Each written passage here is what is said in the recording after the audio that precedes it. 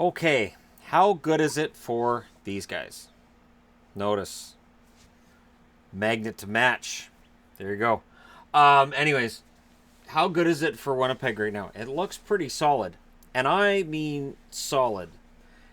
Now, there is one concern I have with this lineup, but let's just take a quick look. And again, these are not projected lines necessarily. This is just how the depth chart kind of looks. And we'll see how things turn out when the season starts. Connor, Ehlers, Perreault, Dano, Lemieux, Patan, Cardiles down the left side. Brendan Lemieux expects to play this year, and I think Winnipeg expects him to play, which may be trouble for Marco Dano. Lemieux, a good sandpaper guy, and I think the expectation is he'll move into a spot on the roster. Connor, incredible, solid season from last year. Ehlers, we're expecting a little more from Ehlers, but I still think Nick Ehlers is going to be a bona fide star in the NHL, which is scary because there's a number of them in Winnipeg. Down the middle, Scheifele, Little, Lowry, and Kopp. So where they lose out is Paul Stastny signed with Vegas. But where I think that helps Winnipeg is if he had signed in Winnipeg for the cap hit he got in Vegas, I don't know that they can keep Wheeler and Laine. I think Winnipeg would have had problems keeping this team together. And while I like Stastny, I don't like him enough to say, oh yeah, don't worry about Wheeler and Laine. And so they've got more money to sign them. And when you look at how much money Hellebuck got and Trouba got and other players have got, they don't have as much cap space as it looked at the start of the summer. And I caution people. I said there's a lot of cap space with Winnipeg, but it's deceptive because we've got all these big names that are due this year or next year. Down the right side, as aforementioned, Wheeler and Laine lead that spot. Roslovic, Tanev, Griffith, and Everberg. So Everberg signed a contract coming over from the KHL. I liked Everberg, his first time around in the NHL. I'd like to see him do it again. I'm pretty sure that's the same Everberg that played in the NHL previously. And Seth Griffith, he's a fill-in. He's a guy who can clear waivers if you need a guy to go in the American League. But he's veteran enough at this point that you know he can jump in on the bottom six if you need him to. Roslovic, of course, has some upside and is going to be pushing to move his way up. Not on the right side. He'll need to be in a different spot if he's going to move his way up this roster.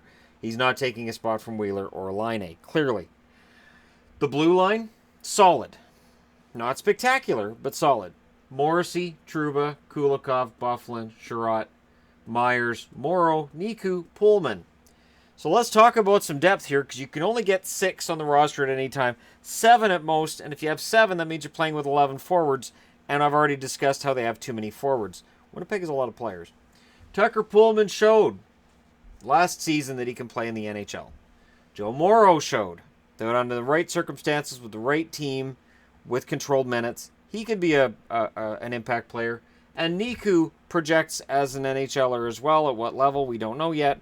But he's put up some impressive numbers in the AHL and looked pretty decent in his debut in the NHL. So what does this all mean?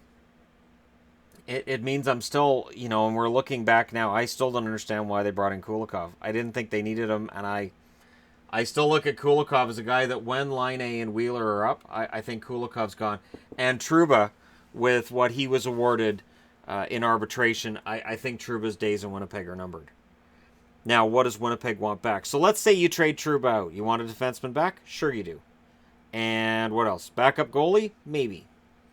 You could throw in maybe a backup goalie because we don't know where the goaltending is going to be next year. Why? Because, Hellebuck's the starter, but Brossoit, he was downright brutal for a while there for Edmonton last year. And I don't have a whole lot of faith in him as a backup. I know that a change of scenery can help fix what's wrong with the goaltender, but I think Comrie's going to end up getting that spot.